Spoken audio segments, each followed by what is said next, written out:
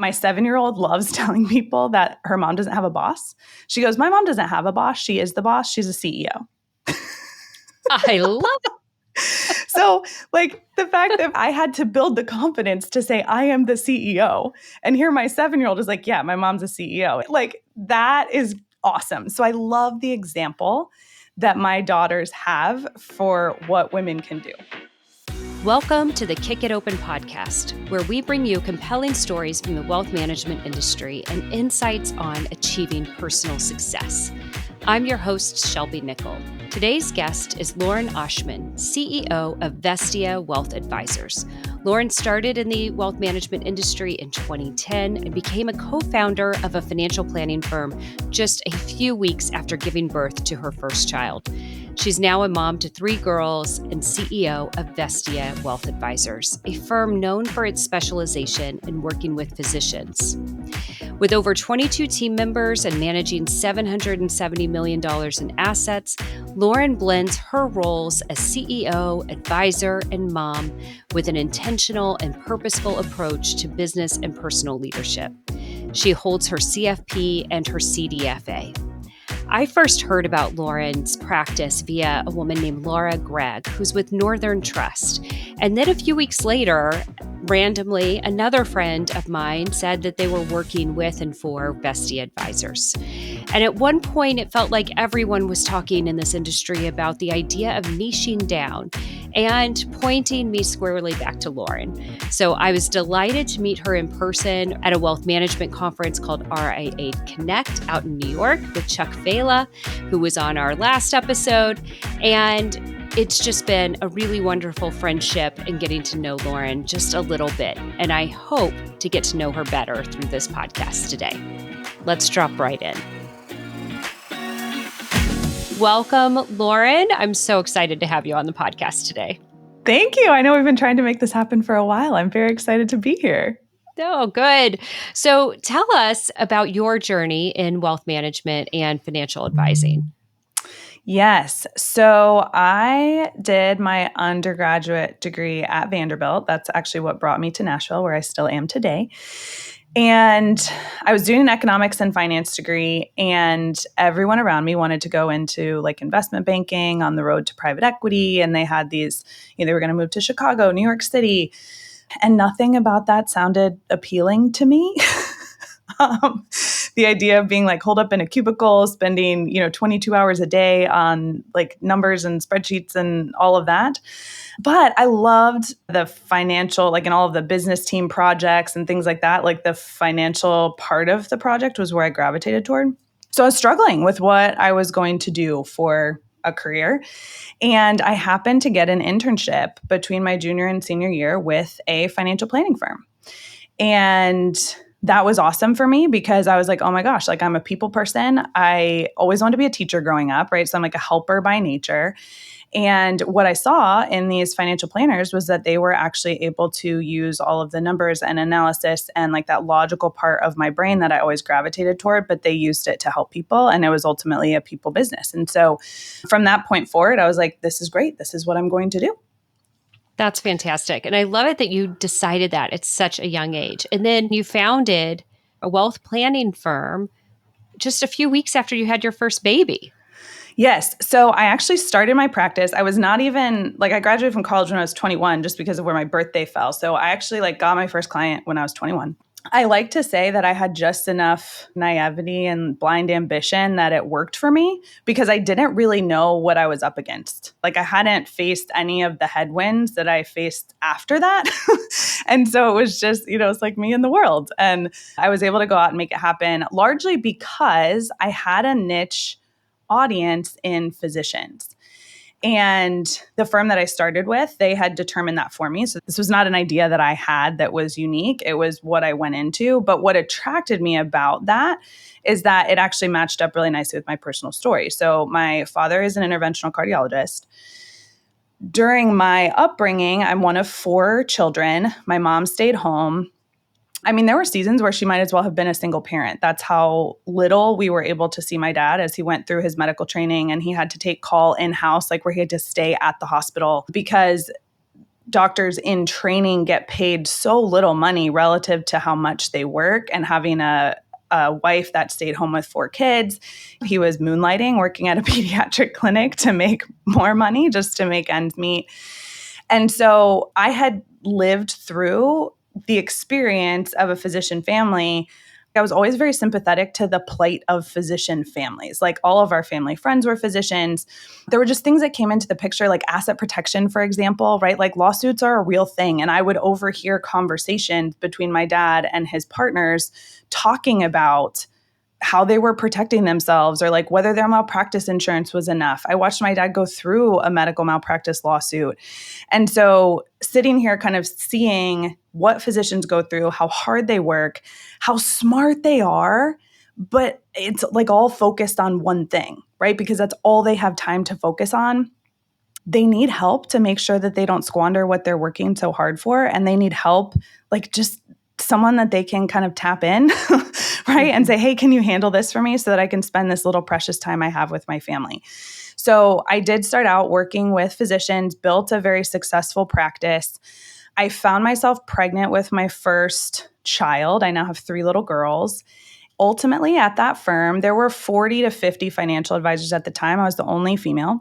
And I was very daunted by the idea of trying to keep up in that very male-dominated culture while trying to be a present mom and deal with just the reality of being the one that was going to birth the child and nourish the child, and like just deal with all of the added logistics, or kind of handle those things that I knew were coming. And what I was sure of was that I didn't want to look back and have regret on how I spent my time. And so I just knew that I had to get out of that environment.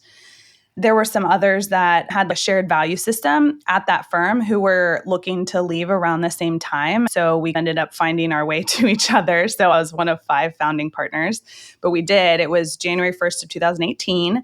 We launched, we did have a 2-year non-compete. So we actually could not market to physicians for the first 2 years.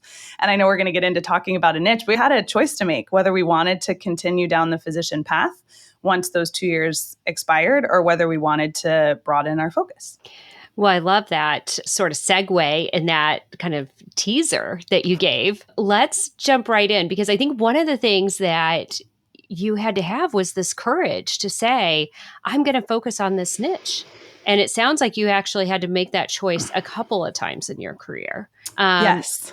And it seems like people hold back from declaring a niche. They're often afraid to do so. It's afraid of giving up something else. Can you talk about what kind of barriers you felt and faced as you declared your niche? Yeah, I think that's a great question. And I talk to advisors, right, who either like are solo, who've just broken off and launched their own firm, and they're trying to figure out, how do I grow? How do I make myself known in a very crowded market? And I'm a big fan of a niche. The first time Physicians was chosen for me, right? That was why I liked that firm in the first place. I liked that story, and that worked out well for me. The second time, we actually chose to stay on that path.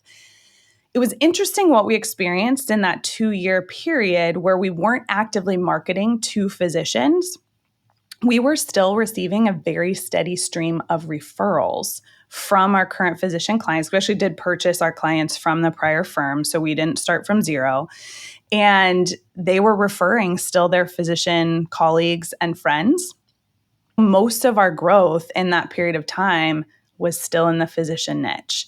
And people were coming to us because we were someone that they trusted, and they were saying, hey, we'd really love to provide some education to our medical program. Would you all be willing to do that for us?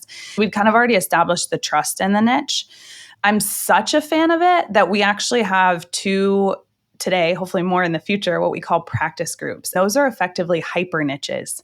One of our partners, Jackie Denson, and I in 2020, we put together what we call our Women Physician Practice Group. And so we do a lot of educational workshops. We sponsor women physician conferences, and that has been amazing. Women physicians, I'll say, like, physicians are very intelligent people.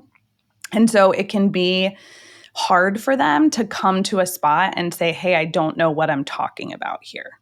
It can be hard for someone to come and say, I don't understand this and I need help, especially when you are some of the smartest people out there. And for women, we found that there was kind of this extra element of like women also are not given the financial education, right? Like doctors don't get it broadly because they're spending so much time on medicine. If they are getting it, it's like men talking about what they're doing with their investments or how they're managing their savings or whatever. And women aren't necessarily having those conversations. And so the Women Physician Practice Group has been very successful in that regard. And then we also launched an orthopedic surgeons practice group because the president of our firm, we actually hired from the orthopedic industry. And this was like kind of a commitment to growing within the niche, right? If you understand doctors, if you understand what they need, you can build an entire process around serving doctors, meeting their needs. We do things like contract negotiation. We have a robust database of mortgage lenders that have specific programs built for doctors. We have an understanding of student loan programs. It's not that typical financial planners don't have that expertise. It's just we understand all of the ins and outs of how it impacts doctors. And so we can add value to them, hopefully in an even more impactful way. Oh, I love that. I think it's interesting. There's always that phrase of you can be master of all trades, or what is it? Jack of all trades, yes. Master of none. Yes. That's the phrase. And I think about it even in wealth management, right? Not a single advisor cannot be expected to know everything about tax, everything about estates, right? And you guys have taken it even another step of saying, you know what, you can't be expected to know everything about these different industries, right? About, whether it's people who primarily work with Boeing executives, right? They know the Boeing world just incredibly well. You guys know the physician world and the specialty physician and now women physician very, very well. Right. And the uniqueness of that. Yeah. And so much so, I mean, I believe in the niche so fervently that if I were to say, meet a Boeing executive, right, like the financial metrics might match up enough to a doctor that I'm like, yeah, I could take a stab at this. But I mean, I'm sure that there are things in those benefits packages, like equity compensation, all of these things that I'm like, it would take me so much time to get my head around all of that versus what I could do with a physician, right? Where I just understand the ins and outs of these things, right? Doctor says like, hey, we're thinking about selling our practice to private equity. I read a lot about that because that is a hot topic in medicine right now. And I've seen it go well with physician groups. I've seen it go not as well. I know people that consult in this space, right? And so I can jump right to the heart of the matter the same way that I presume an advisor that specializes in Boeing executives could do. Like they could run circles around me in that space because that's what they know and that's all they do. And so I really think as we think about growing firms, independent firms, that's how you can differentiate, right? Like you can tell a story that resonates with a very narrow audience and you will get the ears of everyone who fits that target client profile, right? Versus if you go out there and you say, I help people with retirement planning and living their best financial lives, that's all well and good. But people have heard 10 different versions of that and they don't know how to pick who's going to serve them the best. Let's talk a little bit more about the women's practice group, because I think what you've done there is so unique in that not only are you focusing, and by the way, I don't know if you knew this, but Laura Gregg from Northern Trust originally told me about you. And then I met Joe Metcalf, who obviously is on your team. I love Laura. She and I met forever ago at it was just an investment news conference. It was just one of those things where we sat next to each other, struck up a conversation. And it's so funny how we're here probably 10 years later, still friends. You just never know when those things are going to happen. Well, and then so she mentioned you to me, and then I heard from Joe, and then I ran into you at a conference, right? And I was just like, you were everywhere for me in those 5 months or whatever it was. And I think it's that interesting focus that you have now on women physicians, because you're bringing in that I feel like I'm everywhere. I'm doing all the things. I'm the mom. I'm everything. And you're bringing that into the service that you're creating with your female clients. How are you bringing in your personal life into this niche too? I think there is this element, we've all probably heard this, right? People do business with people they know, like, and trust.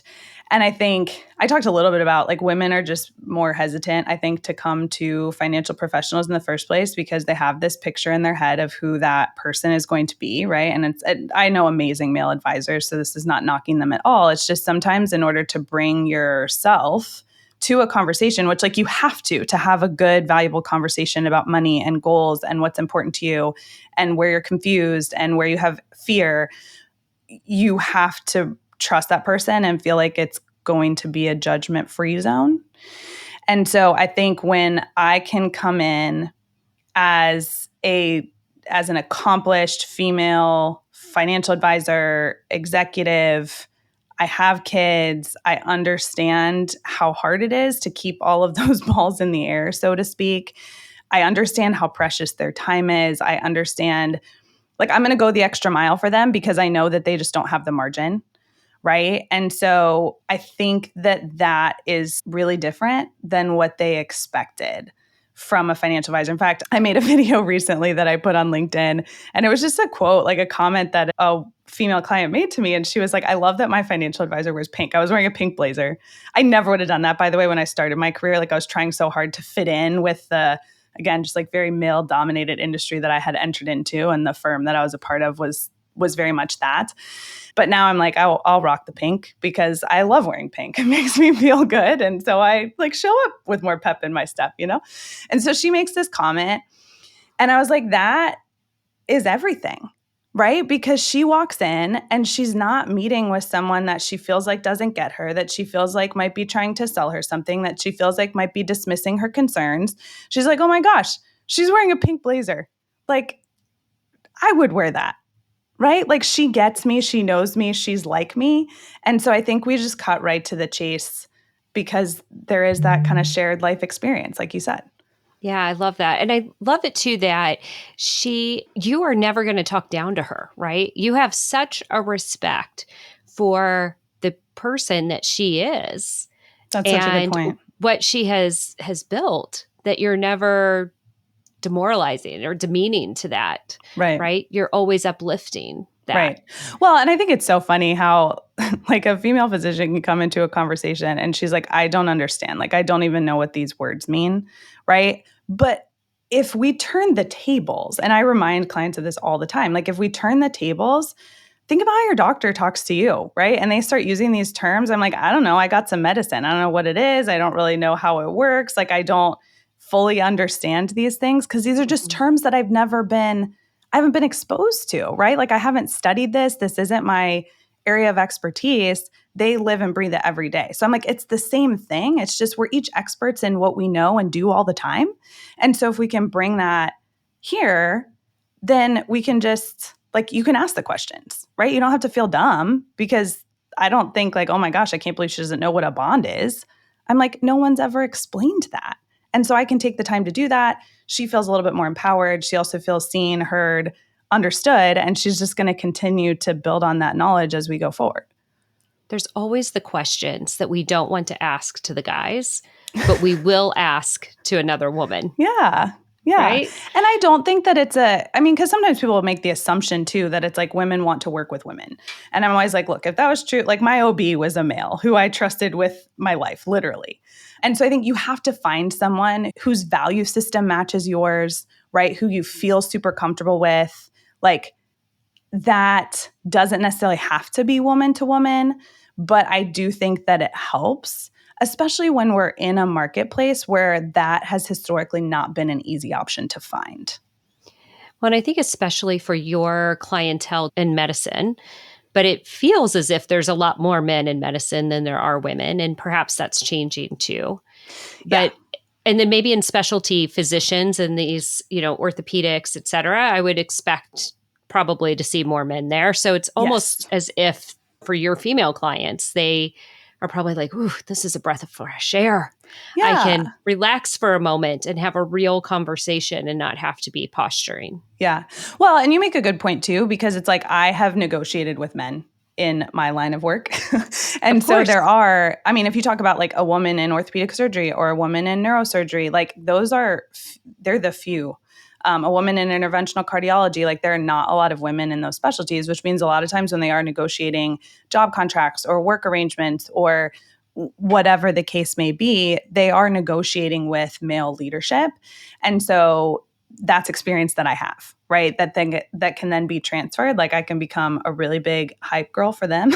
But then also I know that these tactics work because I use them myself in a male dominated industry.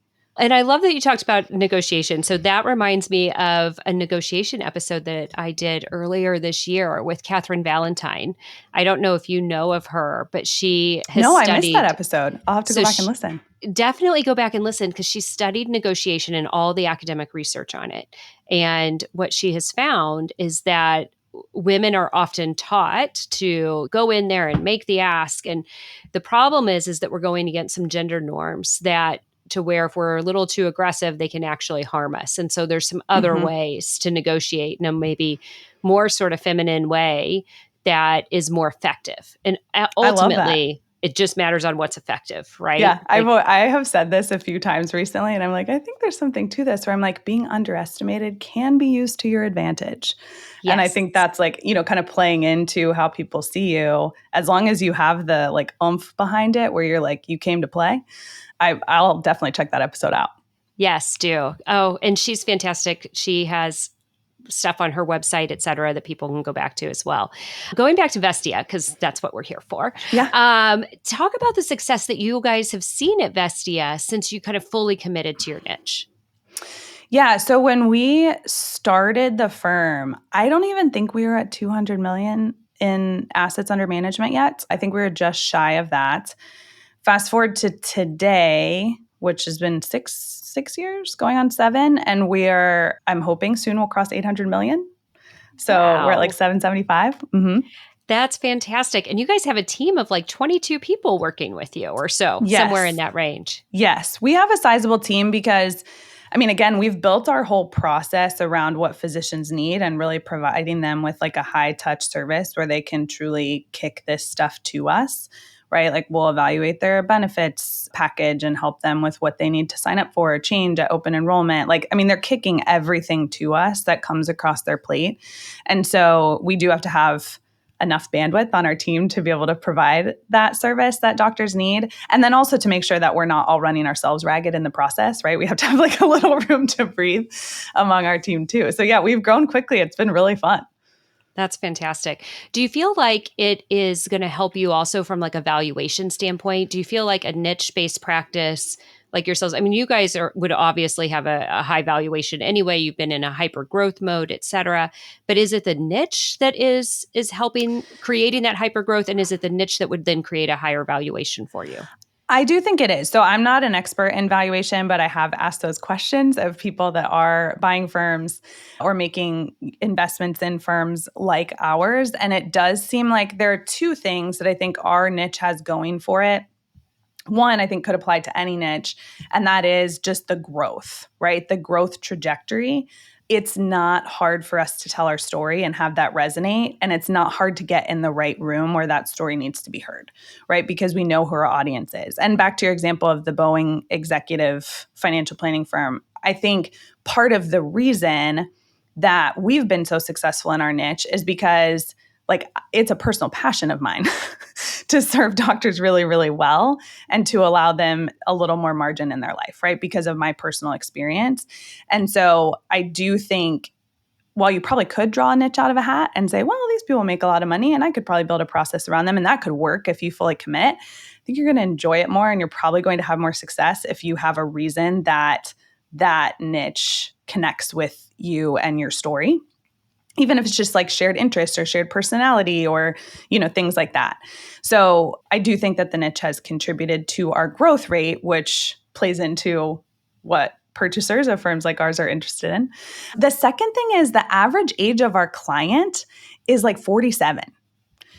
So in an industry where a lot of clients are aging and taking distributions, where physicians really need help is in their like mid 30s to mid 40s, because that's when they're hitting their stride of like full earning potential and they're making these investment decisions and they're trying to get all of this set up. And so us being there at that point of transition, right? Like when money's in motion, there's opportunities for people who help plan for money, right? And for physicians, there's this point where they go from training into practice. And it's usually depending on their specialty and their training path, it's somewhere between 30 and 35, sometimes can be later. That's oftentimes where they're looking for help. And so the average age of our client, it skews young. And that impacts the valuation of our firm in a really positive way too. We'll be right back. Hey everyone, Shelby here. Have you ever had a great conversation with a colleague or girlfriend and you leave with an energy boost of inspiration, ready to fight another day? If you're a woman in wealth management, you know that this industry is pretty male dominated. And you also hopefully have experienced the great energy received from gathering with other women. And that feeling was the inspiration for Muriel Network, a digital community for women in wealth management. Learn more at murielnetwork.com. MURIEL network.com.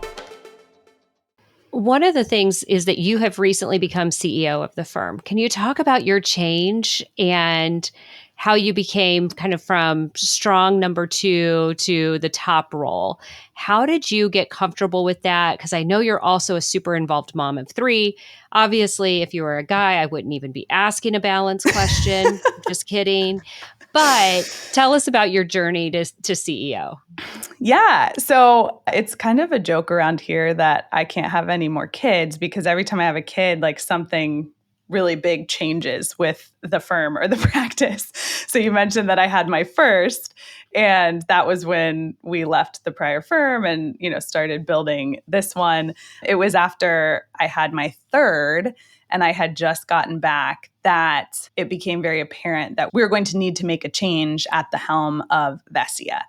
And that was actually a really exciting thing. Our prior CEO, Tommy Martin, had founded a firm that was doing venture capital healthcare investment for physicians. And that started as kind of a hobby that, he had some clients who were interested in some of these early stage healthcare investments. And then that really took off. And so it was actually really exciting that was happening, but it was Vestia was a big enough team and we had like enough road ahead of us and enough potential and possibility and all of that it was like we needed someone full-time focused on visioning and leading Vestia. And so that was kind of what I came back to. There just wasn't enough of Tommy to go around. And so when we had started, he and I had known that I would probably take over at some point. I thought that was going to be like 5 to 10 years, not like 3 to 5. And so I kind of in my head, I was like, okay, this is when I'm going to have the kids and figure out how to be a mom. And like I had to be a little bit more tied to home because I was nursing them. And, there were just a lot of extra considerations that went in during that period. Plus like, babies just take a lot of like physical, like you just have to be really in. And so I wanted to make sure that like we were, like my husband and I were both like in there doing it, supporting each other, all of that. And so then, coming back and being like, hey, we probably need to move the timeline up and have you take over Vestia like now would be great. Welcome back. Welcome back. So I don't think I could handle more than 3 kids anyways, but that's kind of the joke around here is, we are good where we are. So please don't have another maternity leave. For me, some of what you had asked about, like getting comfortable with being number 2 to going and being like the one in charge. And then I do think that there is some gendered element to this too, right? Where it's like for women to do really well, it's like you're very organized, you're taking the best notes, you understand the goals and you're achieving them and checking all the boxes, but like the goals are laid out for you, right? And so like you get to this point where you're like, okay, did that. And that's kind of where I was.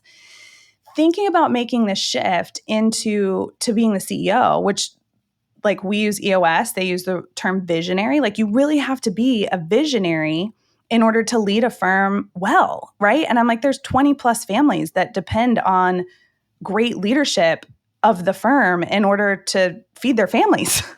And that's very daunting. And so for me, I really had to get my head around like, I am going to be the one that is charting the course. And that was a big shift, right? What I was observing was that everyone around me who was close to me, it was like a no-brainer. Like, yes, you're going to be amazing at this. Like, you're already amazing at this. And it took me getting myself to believe that, to say, yes, I can. Like, why not me?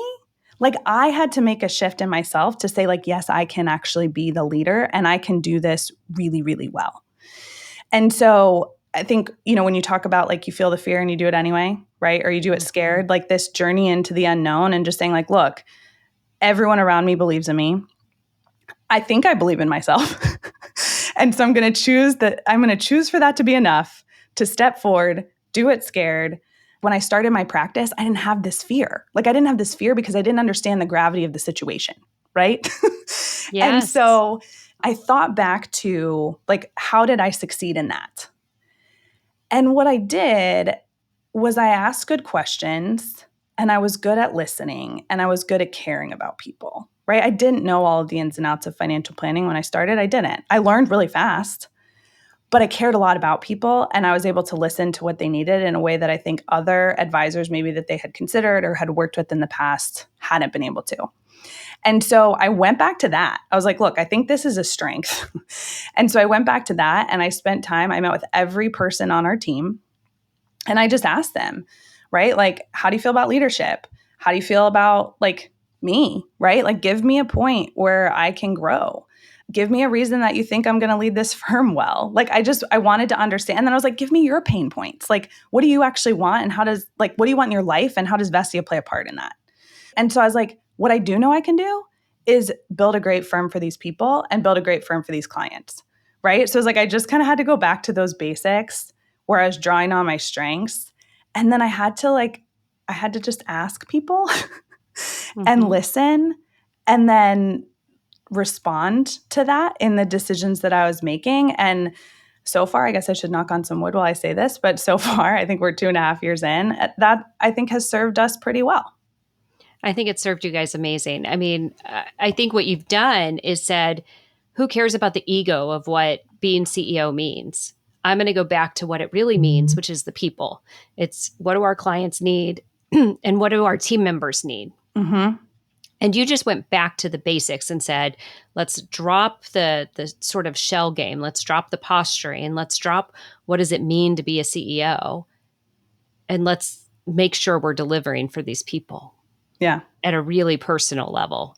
I'm sure there is ego and books and learning and leadership courses and all the things that we all do to make ourselves better all the time. I'm sure that's there too. But the fundamental always comes back to we got to ask the people that we're trying to impact. What do they need? And then give them whatever they need in order to be successful. Yeah. It's so interesting to me how men are really often comfortable with taking on that like number one role.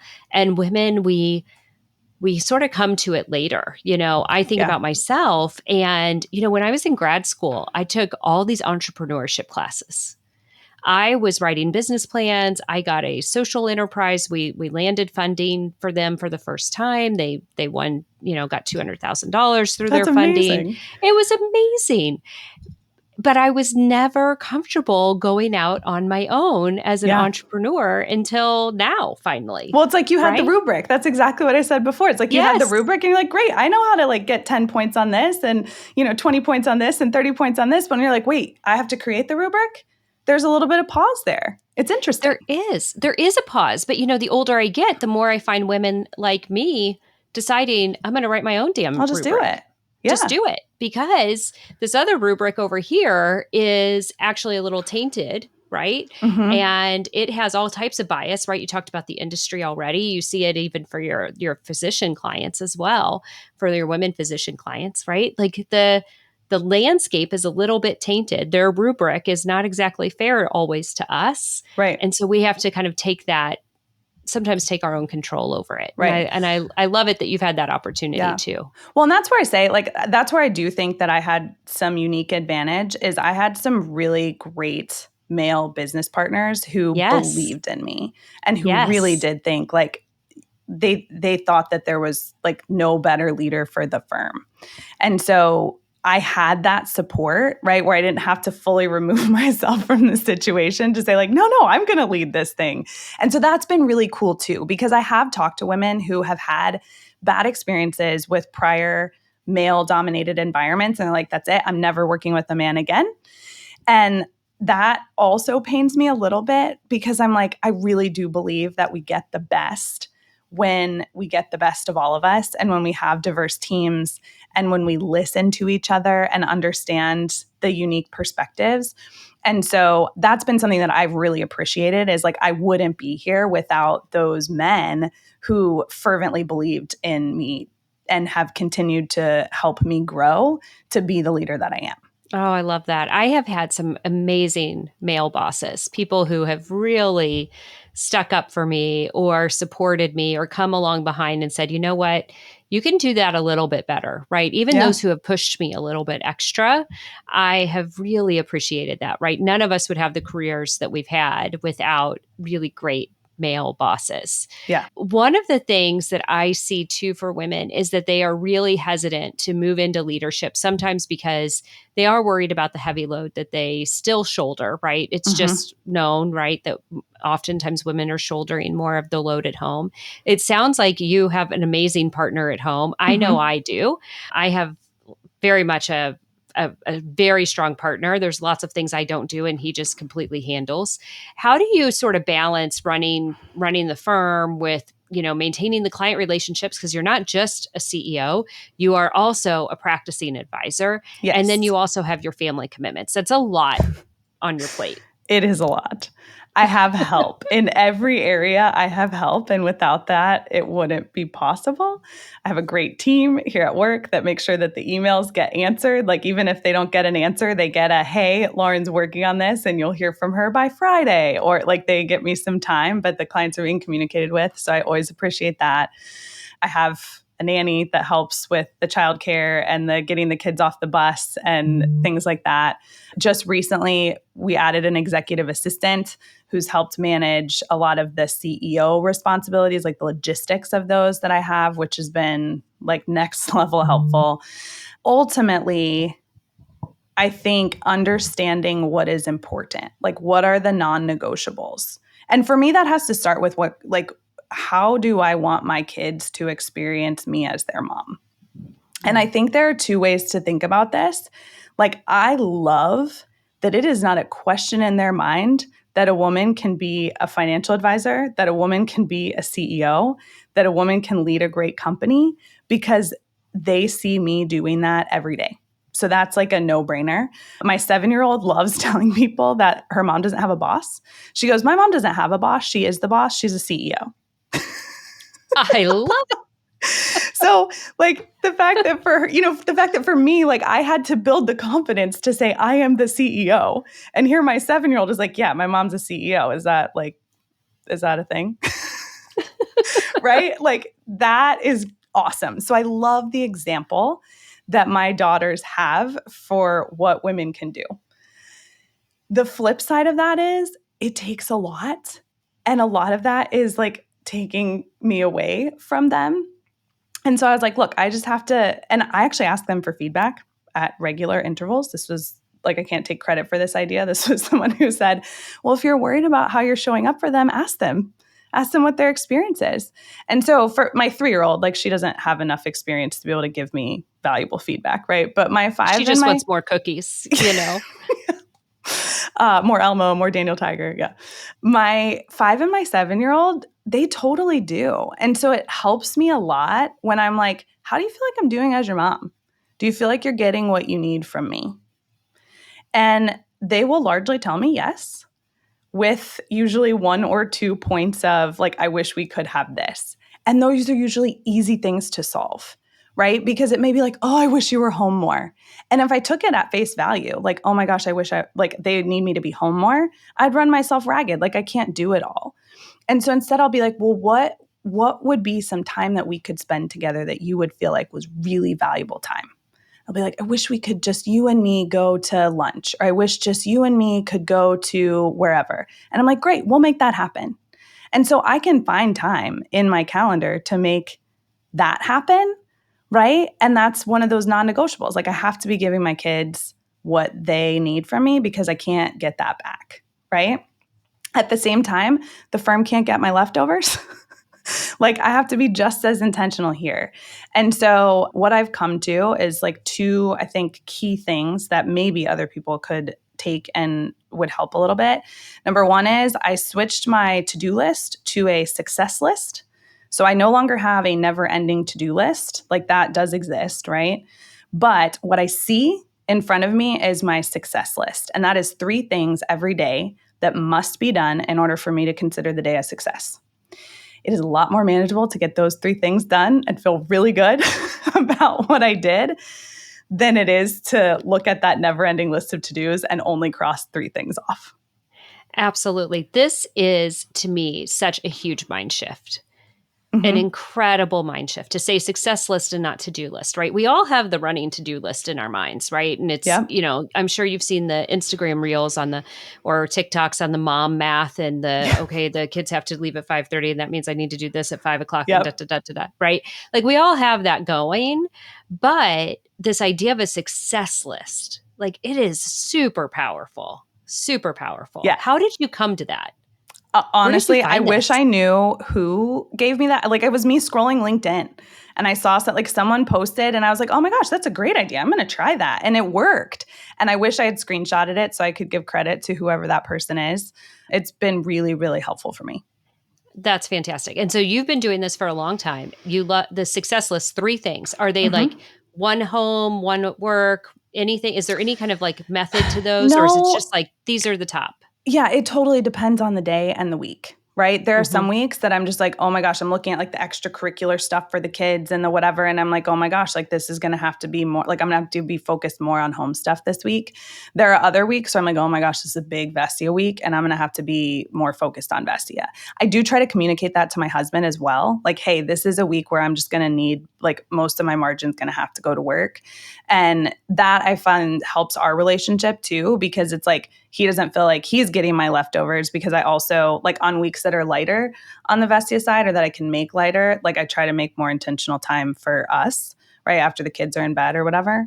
So what those 3 things are really depends on the day, the week, how that all adds up. You know, it reminds me a lot, and I'm sure you've seen this too, like the Brene Brown kind of conversation around that they're a family-focused family. It's not a kid-focused family or a parent-focused family, but a family-focused family, and that they really share that conversation of like, I'm at a 20% on my energy, I'm at a 60% on my energy, and they sort of try to balance each other that way. Yeah. I know that's something that my husband and I do. I think it's like so important if you're a working mom, especially, or just a working spouse, a working parent, that you are sharing that and saying, here's how I need you to show up this week. Here's how I have to show up this week. And then the other partner can do that as well, right? It's incredible. Talk to my kids about business as well. Like when I am trying to make a decision or when we've had a really exciting win at the company or when someone that they know, like they think that the Vestia team members are superstars. I'm not even joking. They think Vestia is the best company ever. They think that everyone who works here are like just like superstars. And so I share those stories, I share those wins, I share fun conversations that we had or jokes at the office or whatever, because I want them to feel like they're part of my work, not like they're totally separate, because I feel like I would always be failing them if there was a firewall between the two.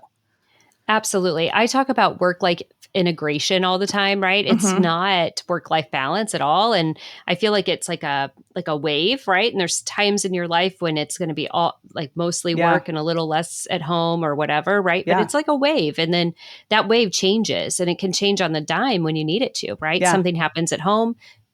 You know, family member or whatever, you got to go there, right? Something happens at work, you got to go there, right? We ebb and we flow, and that like this idea that you can be in perfect alignment and perfect balance is, it's not possible. I think, a recipe for failure. So the second thing, and this was like, again, years and years ago, someone told me this, and I think they had gotten it from someone else. So I don't even know where it originated, but this idea of glass balls and rubber balls.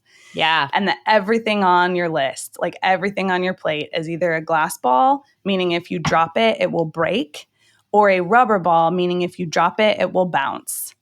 And so some of that success list is driven by like, what are those glass balls? But it's like, that's how I decide if I'm going to like push into the late night hours on work or on a client project or whatever. It's like, is this a glass ball or a rubber ball? And I think about like, am I putting this pressure on myself, or is there an actual external valid deadline, right? Because I think we also sometimes are like, no, I have to get this done. And then it's like, but do you? Like, what if you reached out to that person and you said, hey, some things have come up. Could I readjust expectations and get this to you by Thursday end of day? Would that work for you? 9 times out of 10, they're going to say, oh my gosh, yeah, that's totally fine. No rush on my end. Thanks so much for letting me know. So it's like what you've done is you've just pushed off a deadline, but you also looked good in the process. And Absolutely. so I think just communicating well and readjusting expectations when needed on those rubber balls, like that's another huge key to how I try to manage things. Well, it's also an opportunity where you've been able to show perhaps some level of boundary for yourself too, right? And you're displaying that and modeling it for your team. You talked earlier about for the team, really making sure that people's like mental health and capacity is okay. And sounds like even in a conversation just like the one you described, you're being upfront, you're setting a boundary, and you're setting the next deadline all at the same time. Yeah, and I think that's really important. Again, like you can play two sides of any coin, right? You can be like, oh my gosh, the frazzled mom CEO who can never be in one place for long enough to be focused and, all of that. Or I can be like, look, just like all of you, and whether people are parents or not, right? They have things that they are shouldering or responsible for or enjoy outside of work. And so saying like, look, I'm going to show up and I'm going to work really darn hard while I'm here. And then I'm going to go and I'm going to be just as present for my family. That is a really powerful example that I hope helps our team members then live better versions of their lives too, because that matters. It really does. Lauren, I'm just incredibly grateful to have had this conversation with you. We are just up on time, and I just think that was a perfect spot to end. I love so happy that we had this conversation today. I am too. This was like a really nice breath of fresh air in the middle of a Monday. This has been so fun. Oh, so fun. Well, I look forward to chatting with you soon. Can't wait to see you at an upcoming conference. Hopefully we'll be able to cross paths in person really soon. I will look forward to it. Thanks so much. Thanks for listening to the Kick It Open podcast.